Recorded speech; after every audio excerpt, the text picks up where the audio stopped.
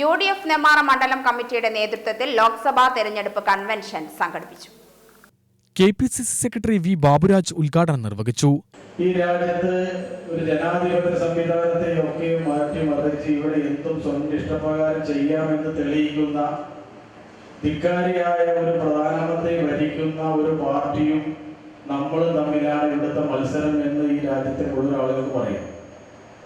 നമുക്കറിയാം, ഒരു കേസിന്റെ പേരിലാണ് കെജ്രിവാളിനെ ഡൽഹിയിൽ അറസ്റ്റ് ചെയ്തെങ്കിൽ ലാവ്ലിൻ കേസ് അടക്കം നിരവധി കേസുകൾ സ്വന്തം മകളുടെയും അതുപോലെ തന്നെ നമ്മുടെ സ്വന്തം പേരിലും ഒക്കെ നിരവധി കേസുകളുള്ള കേരളത്തിന്റെ മുഖ്യമന്ത്രി പിണറായി വിജയൻ ഇപ്പോഴും സുഖമായി കേരളത്തിലൂടെ ദുർഭരണം നടത്തിക്കൊണ്ടിരിക്കുന്ന ഒരു സാഹചര്യത്തിലാണ് ഈ തെരഞ്ഞെടുപ്പ് നടക്കാൻ പോകുന്നത്.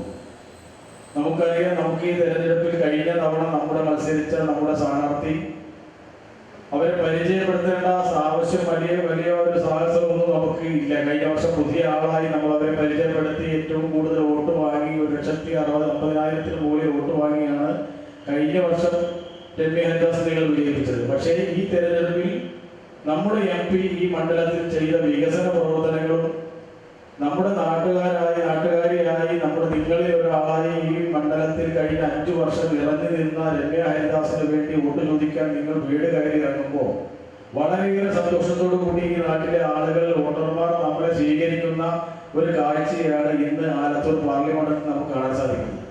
പരിപാടി UDF മണ്ഡലം ചെയർമാൻ R. സുരേഷ് അധ്യക്ഷത വഹിച്ചു.